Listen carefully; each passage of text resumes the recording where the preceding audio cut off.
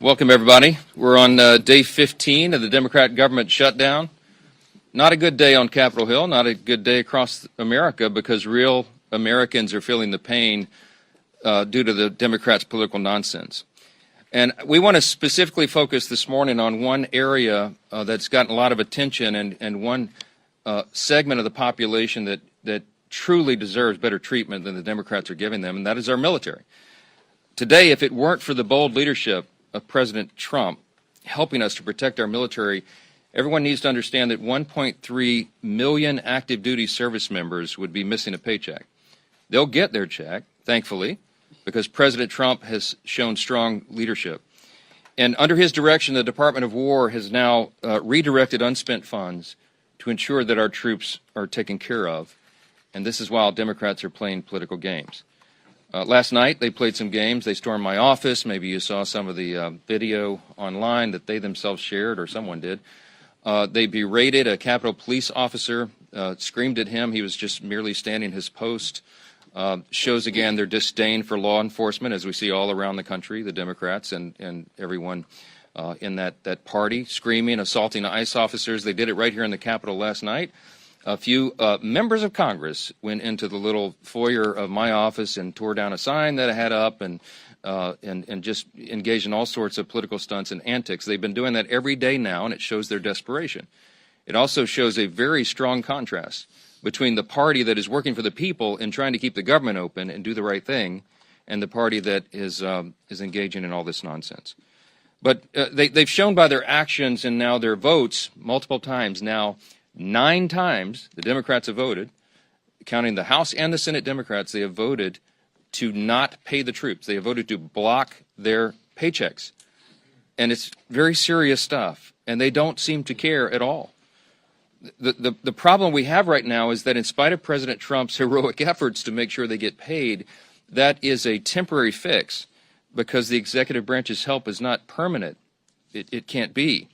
And if the Democrats continue to vote to keep the government closed, as they have done now so many times, then we know that U.S. troops are going to risk missing a full paycheck at the end of this month. And that means service members on deployment who've left their young families back home, relying upon these checks. It means service members who are thousands of miles away from home. It means service members trying to make their rent and those who have ailing relatives that need to be taken care of. None of those people will be paid if the Democrat obstruction continues. And it should outrage every American because it does us. Democrats in Congress, again, have voted 9 times. Here's the tally. Every single time the Republicans have voted to pay the troops, and by the way, all other federal employees, federal workers, and the Democrats have voted over and over to stop it. And the depressing irony of this, on this particular subject, among all others, is that the most pro-shutdown Democrats actually represent the most active duty service members back home, whom they have taken hostage in this insidious political game. And I want to give you a couple of examples, and this is the actual statistic of the 10 states with the largest military populations. 6 are represented each by 2 Democrats in the Senate who are withholding the paychecks. Here's the list. In California, it's home to 157,000 active duty personnel, the most in the country. Those stationed at Fort Hunter Liggett and Camp Pendleton and Edwards Air Force Base and Vandenberg Space Force Base and others will all miss a paycheck at the end of the month if Democrat obstruction continues. Now, this is worthy of note. Both California senators, Adam Schiff and Alex Padilla, are gleeful about this government shutdown. They agree with Chuck Schumer when he said very candidly just a few days ago, every day of the shutdown gets better for us. Who's the us? He's talking about Democrats. He thinks this is assisting their party and giving him political cover so he doesn't attract a Marxist challenger in his next Senate reelect. That's what this is about. So he thinks the government shutdown is allowing him to show a fight against President Trump and Republicans, and he is happy about that. And so are Adam Schiff and Alex Padilla, while service members are going without paychecks. Virginia is home to 119,000 active duty personnel. It is the second most in the country. Those stationed at Naval Station Norfolk, Quantico, and Fort A.P. Hill, and others will miss paychecks at the end of this month if this is not resolved. Both Virginia senators, Tim Kaine and Mark Warner, are playing political games with the paychecks of 119,000 service members. Georgia Georgia's home to 65,000 active duty personnel. It's the 6th most in the country. Those stationed at Fort Benning, Fort Stewart, Moody Air Force Base, and others will miss paychecks. And just last week, this is so aggravating to us. It's so frustrating to us. It's so wrong. We saw service members waiting hours in lines wrapped around the block at Georgia food pantries. And meanwhile, you've got both Georgia senators, John Ossoff and Raphael Warnock, have now voted 8 times against paying those heroes. In Washington, the state of Washington is home to 57,000 active duty personnel. It is the 7th most in the country. And those stationed at Fairchild Air Force Base and Naval Base Kitsap, Joint Base Lewis McChord, and others will miss paychecks. Both Washington senators, Patty Murray and Maria Cantwell, have repeatedly voted against pay for service members in the Evergreen State. Hawaii is home to 43,000 active duty personnel. It is the 8th most in the country. Those stationed at Joint Base Pearl Harbor Hickam, the Schofield Barracks, and others will miss paychecks. And both Hawaii senators, Mazie Hirono and Brian Schatz, have voted against paying soldiers stationed in Hawaii. And by the way, many of them are thousands of miles away from their families. Colorado is home to 35,000 active duty personnel, the 10th most in the country. And those stationed at Fort Carson, Buckley's Space Force Base, Peterson's Space Force Base, and others will miss paychecks. And you guessed it, both Democrat senators are from Colorado, John Hickenlooper and Michael Bennett, have voted against paying those troops in their state. And I just want to mention New York. It gets honorable mention. It isn't in the top 10, but the Empire State is home to 17,000 active duty personnel, the 17th most in the country. Those stationed at Fort Drum and Fort Hamilton and others will miss paychecks. And sadly, both New York senators, Kirsten Gillibrand and the architect of the shutdown himself, Chuck Schumer, can barely hide their delight that the government is closed and troops are not being paid. I will just say this. There's something that should be remembered by everyone. Democrats say that even missed paychecks for U.S. troops won't be enough to end this shutdown. The Democrats, who we just demonstrated, represent thousands and thousands of the most heroic men and women on the earth, refuse to put their unserious partisan demands to the side and pay the troops. And here are the indisputable facts of this shutdown. Republicans want to pay the troops, and we have shown that with our actions and our votes now 9 times. And the Democrats want to use them as hostages to extort $1.5 trillion in new unserious partisan spending that we just won't go along with. We won't sell out the long-term security and future of the United States so that Chuck Schumer can prevent a primary challenge from his left wing. We will not be a part of that nonsense. And until Schumer and the left wing of his party are satisfied enough that the pain this shutdown has caused has reached a limit that they're satisfied with, then the Republicans are going to stand here every single day, and we're going to continue to deliver the simple facts directly to the American people. Now, today we brought in some of our House Republican leaders who represent many of these military districts and that are being so deeply and adversely affected by the Democrats' senseless games. And the first up that I'm delighted to introduce is the chairman of our Main Street Caucus in the House Republican Conference, and that is Congressman Mike Flood. Thank you very much.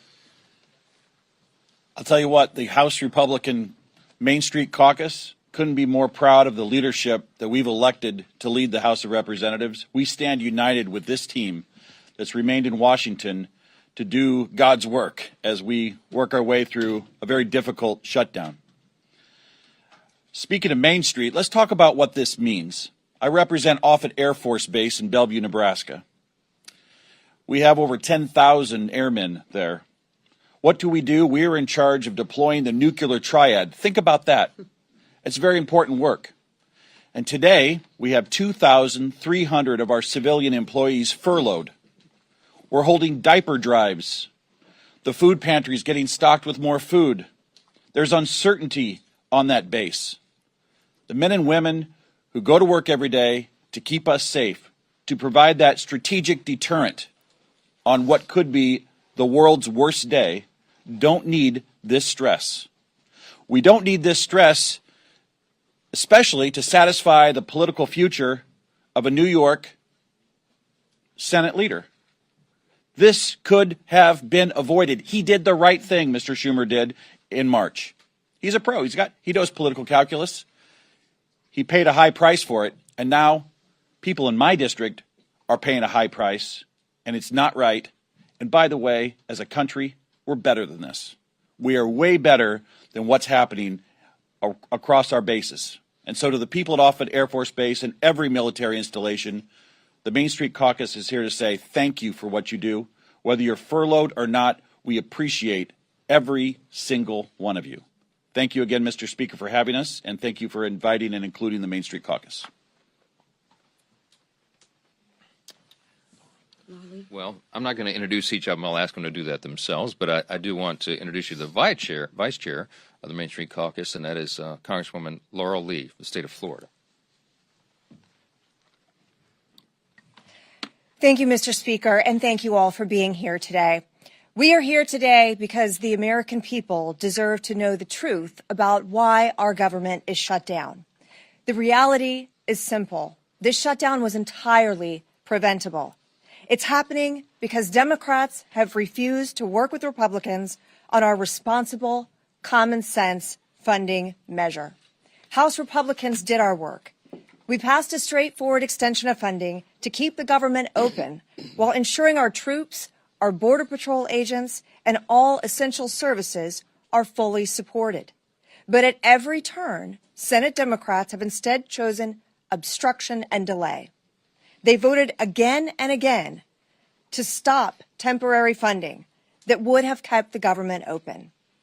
Again and again, they put partisanship ahead of the needs of the American people. And it's hardworking American families that are paying the price. In my district, we see these impacts firsthand. At MacDill Air Force Base, there are thousands of brave men and women in uniform. Many have young families in our schools and spouses who work on base and in our communities. In addition, some of our very best neighbors work as civilian technicians and managers at MacDill and keep critical services, not just for our community, but for our country operating. These are the people who will feel the strain of this shutdown and Washington's dysfunction the most. The service members, the civilian workforce who serves alongside them, and the federal workers and their families. They are now left to worry about their bills, about groceries, about paychecks, all because of political games by Senate Democrats. They deserve better than this. They deserve leadership that puts our country ahead of politics. House Republicans have already voted to ensure our service members receive their pay, and we will not allow America's heroes to suffer because of this political brinksmanship. Thanks to President Trump's leadership, the Pentagon identified funding to make sure that our troops are paid this month, even in the face of this needless shutdown. This is not about politics. It is about priorities. Our priority is the American people. We want to secure our border, to strengthen our military, to restore fiscal sanity to Washington, and ensure that every taxpayer dollar is spent wisely.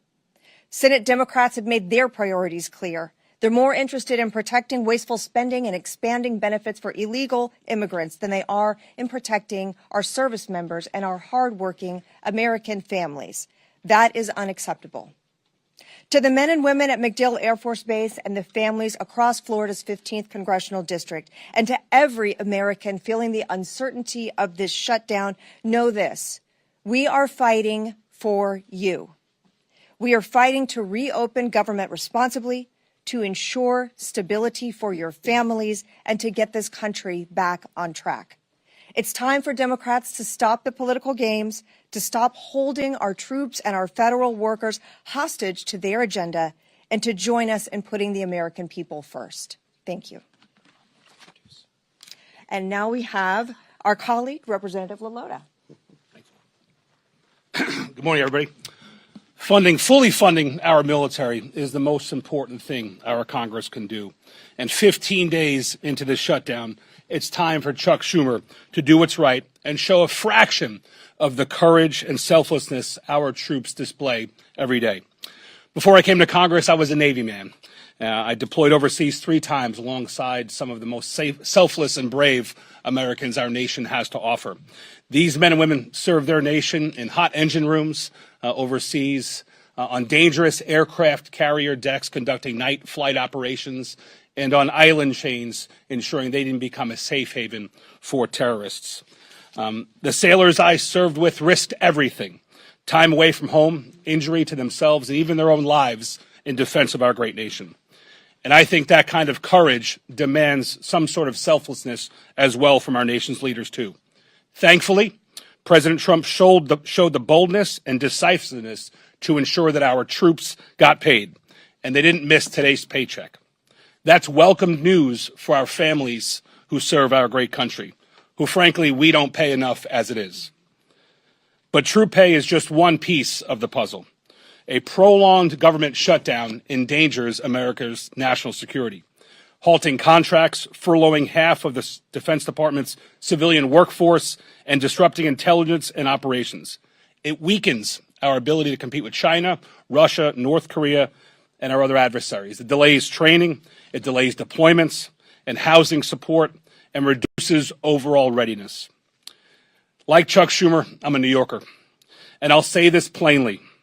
The next generation of New York Democrats are socialists, like AOC and Zohran Mamdani, and they're dragging their party towards socialism. They want open borders, they want taxpayer-funded health care for illegal immigrants, and they want government-run grocery stores. Just look at the race right now for New York City mayor. Now, I know that socialism doesn't come naturally to Chuck Schumer. It was said before that just back in March, he supported the same clean CR that we're asking him to support today. Back in March, he had a backbone, Chuck Schumer. He stood up to his party's radical base and said he would put the nation before his own political interests. And he took a lot of flack for doing so. And that's why he's changed his course. But we're here today to call on him to do better and to put the country before his own political job. And we're asking that he put the hundreds of thousands of federal workers that rely on a continuing resolution, we're asking him to support that. And we're asking him to put the millions of Americans before his own political future. We New Yorkers, we pride ourselves on being tough. So I'm asking Chuck Schumer to be tough and to stand up to his own party's base. Stand up to AOC and Mamdani. Be brave like our troops. And do your job and reopen our government. I want to introduce my good friend, also a military veteran, an Air Force, don't hold the Air Force part against him, an Air Force colonel who's doing a hell of a job fighting for his constituents in Iowa, my friend Zach Nunn. Nick, thanks, brother. Appreciate it. Whenever you can get the Navy and the Air Force on the same target, we're moving in the right direction. Friends, here's the reality right now. This government shutdown does not have to happen. We have a reality before us where 1.5 million troops, both those active duty and those in the Guard and Reserve, are on pins and needles where they're going to be able to feed their family marching forward. I am so proud to be standing with fellow patriots up here, many of them who have served. I'm one of those members who have served not only in combat, but continue to serve in my reserve capacity now. I've already committed my drill this weekend, and speaking with frontline members who are serving in uniform, our brothers and sisters, the sons and daughters of families who have sacrificed to have their child be in the military. They all have the same question.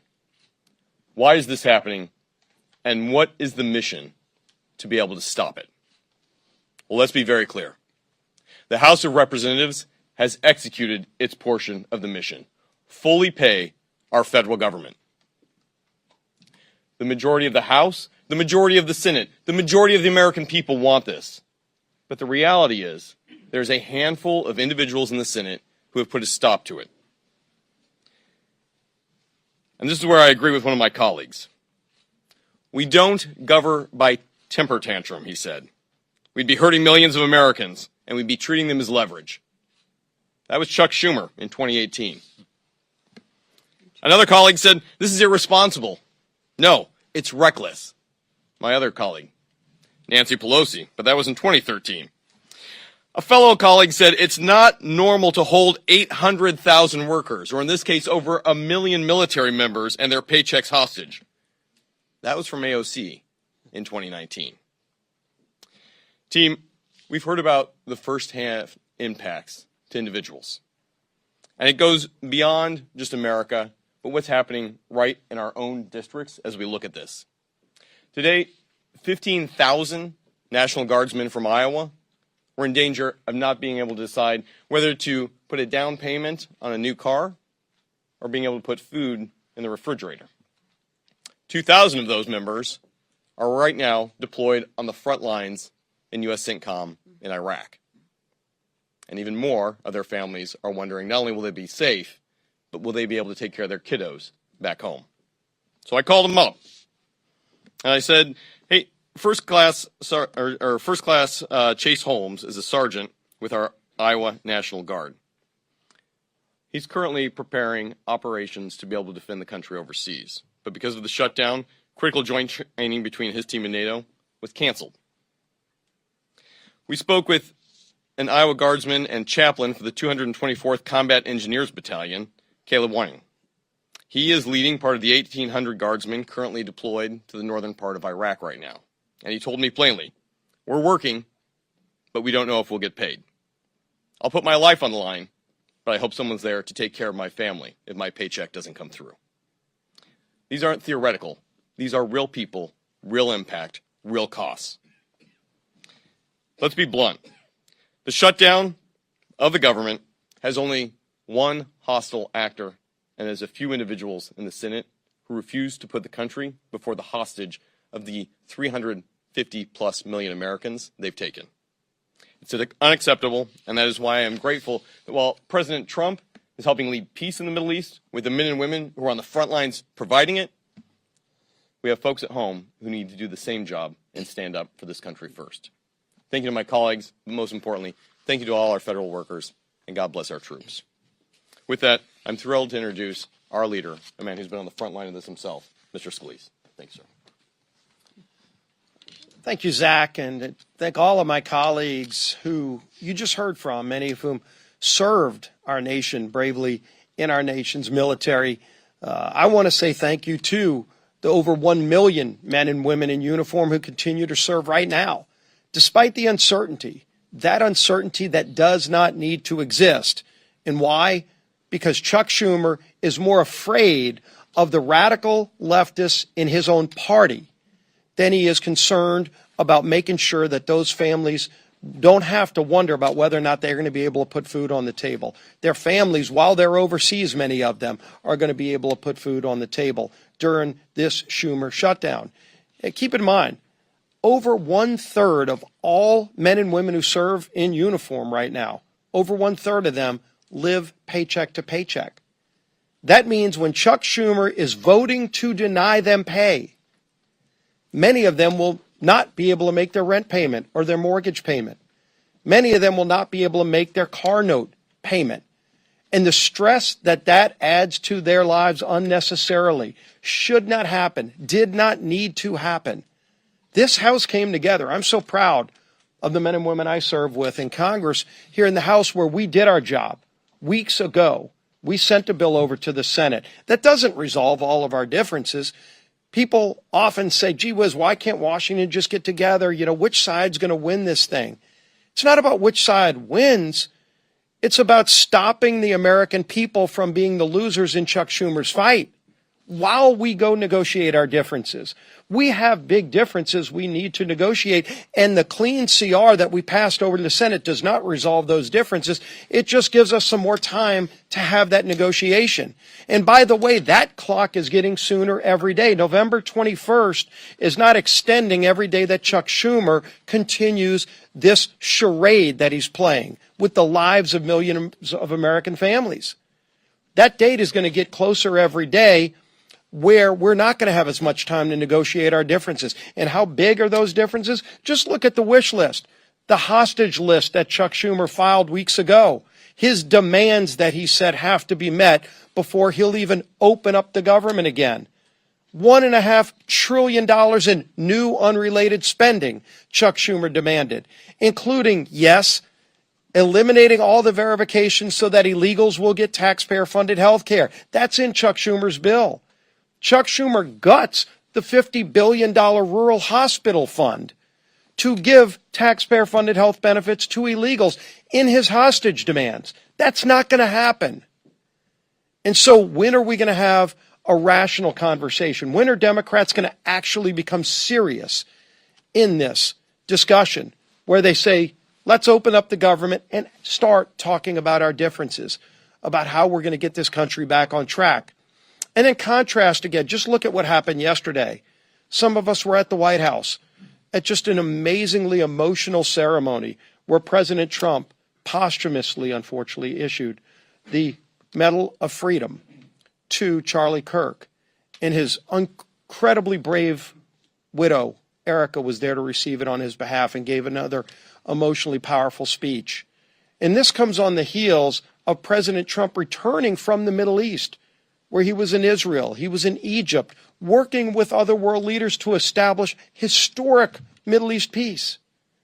President Trump's been doing all those things, and in the middle of doing all of those things, he had to go find time to figure out creatively a way to pay our troops, even though Chuck Schumer wants to defund our troops. Yes, the party, the Democrats, that were for and continue to be for defunding our police now want to defund our military troops by not paying them, by not opening up the government. And the votes are clear. Nobody has to wonder which side is for shutting down the government, which side is for trying to deny troops their pay. We had yet another vote, the 8th time on the Senate floor yesterday. While we were at the White House, the Senate was having that vote on whether or not to open up the government. And you saw Democrats continued, led by Chuck Schumer, to shut down the government and deny troop pay. It's embarrassing.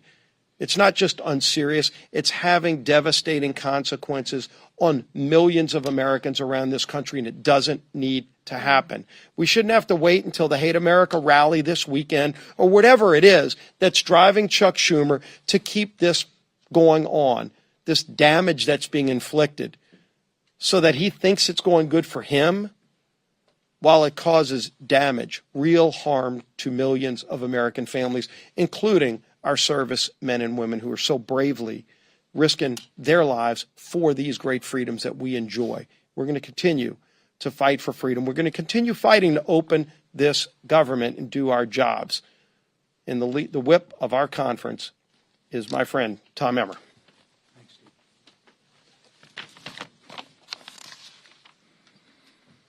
If Chuck Schumer and the Democrats had things their way, more than 1 million service members would not get paid today.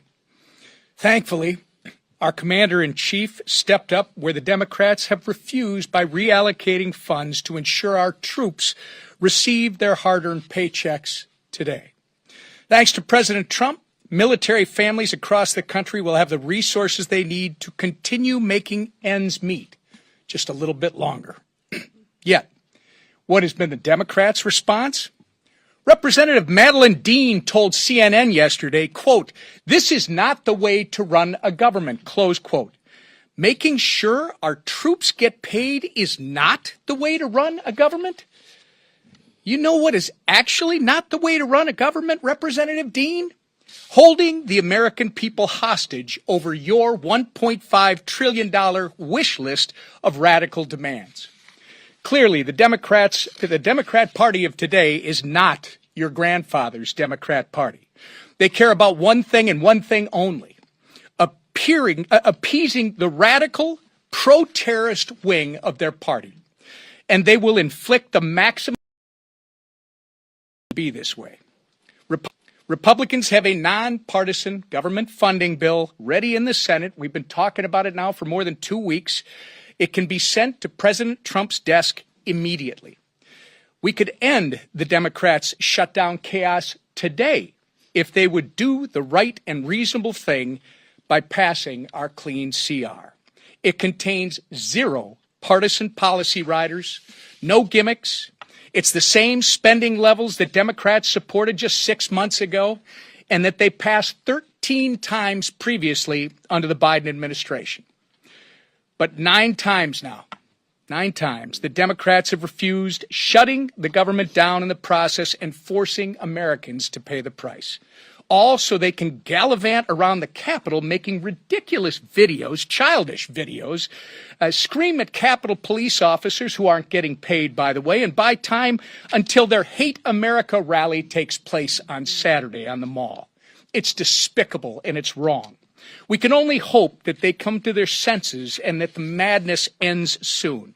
Until then, our message remains the same. Stop playing political games, pass our clean CR, and reopen the government for the people you were elected to serve. Lisa McClain, our conference chair. Thank you. Well, good morning, everybody. Here we are again. I'm going to be very clear. Chuck Schumer wants a dirty deal. I'll say it again. Chuck Schumer wants a dirty deal. One that caters to his radical base. You know, the same crowd planning to protest at their I Hate America rally this weekend. And what is in this so-called deal? Let's take a look at what's in Chuck Schumer's dirty deal. And let me spell it out. It adds $1.5 trillion to our national debt. $1.5 trillion. It hands out health care to illegal immigrants. That's not a talking point. That's a fact. It guts the most historic investment Congress has ever made in rural health care. Again, that's a fact. And it weakens health care for hardworking Americans. Begin to see the compare and contrast? Chuck Schumer and the Democrats want to protect illegals and hurt Americans. Republicans, we actually want to do what we were elected to do, and that's take care of Americans. Yesterday, we released a new white paper on the facts, which are actually crystal clear. So we don't need to do political stunts and storm the speaker's office, and we just have the facts on our side. And notice, when you can't beat us on the facts, you have to go to emotion. And you have to go to political stunts, and that's exactly what the Democrats are doing. First, the Democrats' proposal eliminates a cornerstone investment in rural health care, putting hospitals and small-time clinics deeper in financial debt.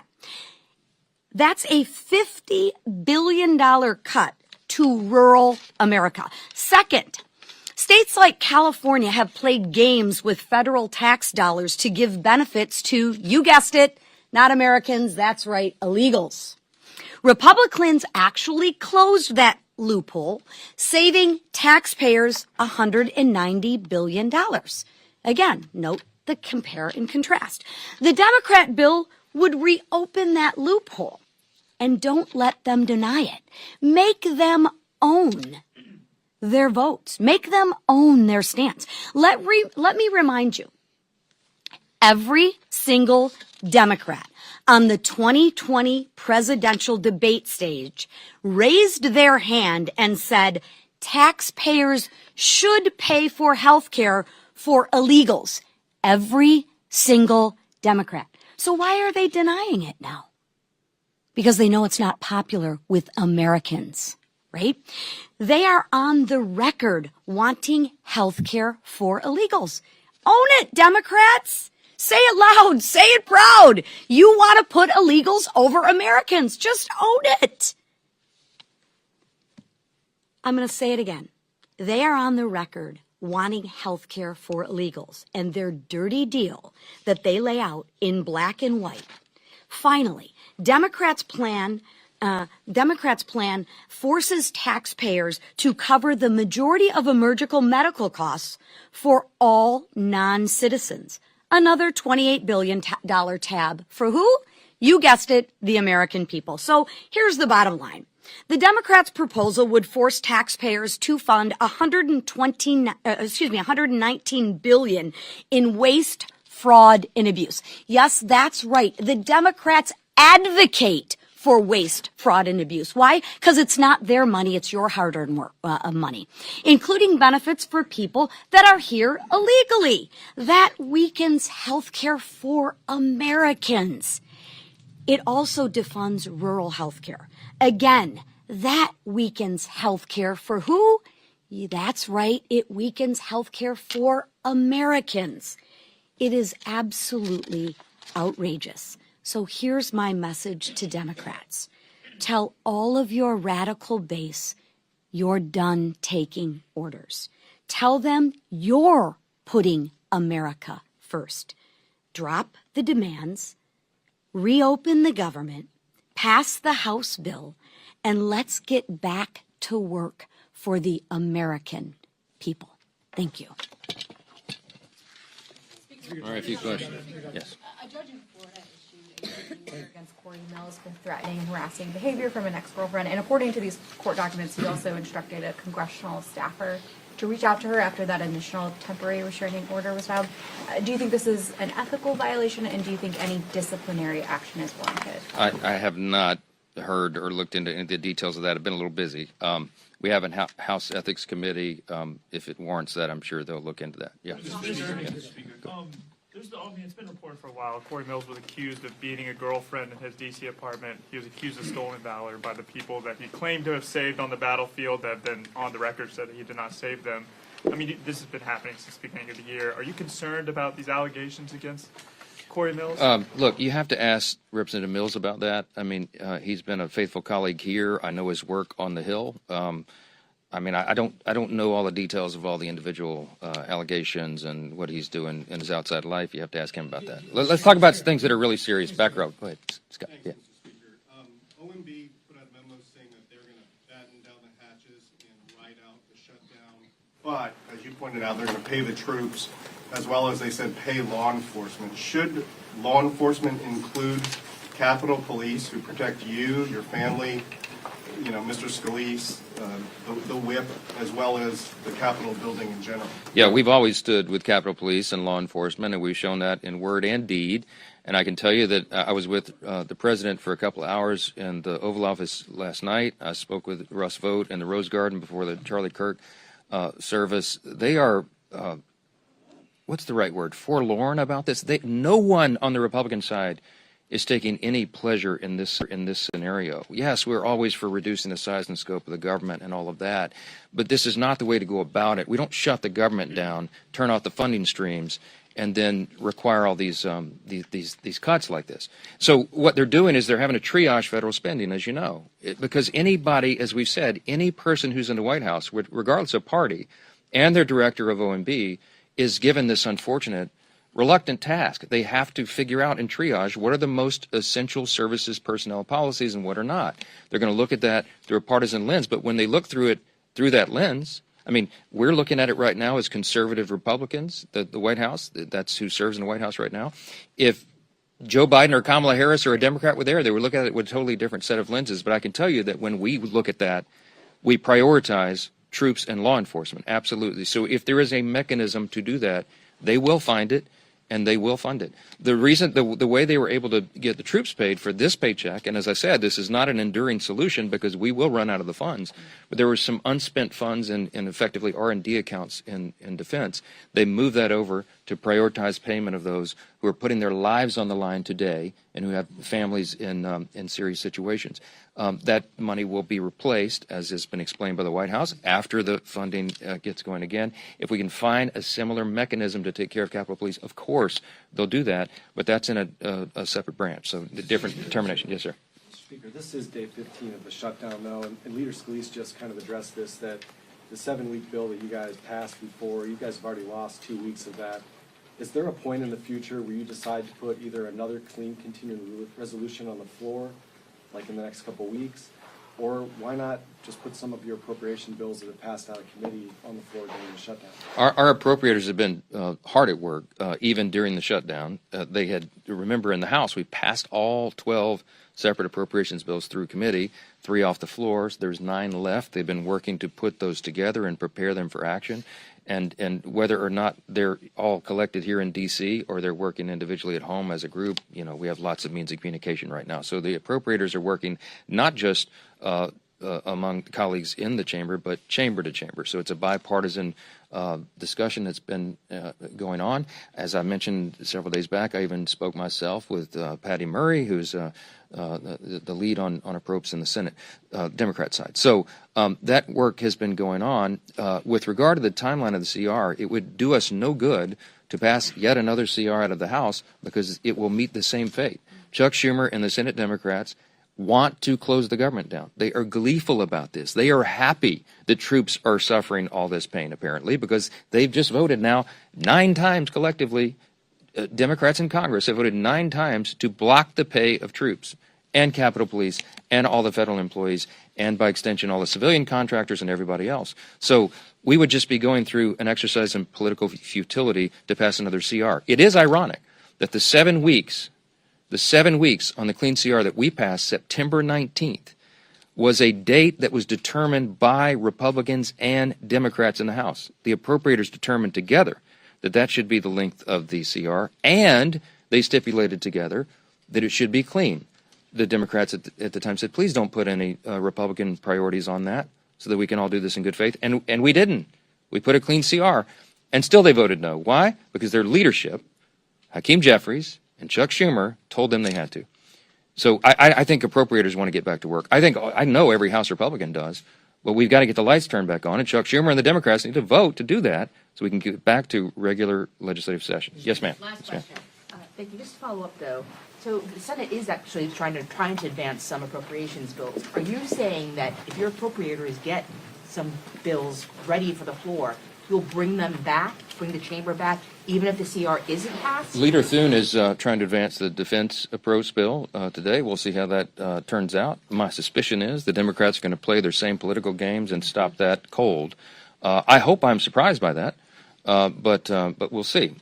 We're on a 48-hour return notice for House Republicans and the House itself. Dependent upon action in the Senate, we can get all this moving again, and we can get back to all the regular order and all the things that are stacking up on our plates. It is ironic that even though Democrats decided upon the end date, the 7 weeks to go to November 21, it is the Democrat leadership that is eating up the clock. And they are doing great harm to the American people, not just by suspending services, vital services and paychecks, but also because of the backlog of work that the Congress has to get done. And we cannot do it while hardworking Americans are suffering because of these antics, and that's why we're demanding, insisting that they get it open. I'll leave you with this. You've heard the word contrast here a number of times today. I'm so grateful for these Main Street Caucus leaders who came in to help us articulate this contrast. I'll just say this again. You have two parties on a split screen right now.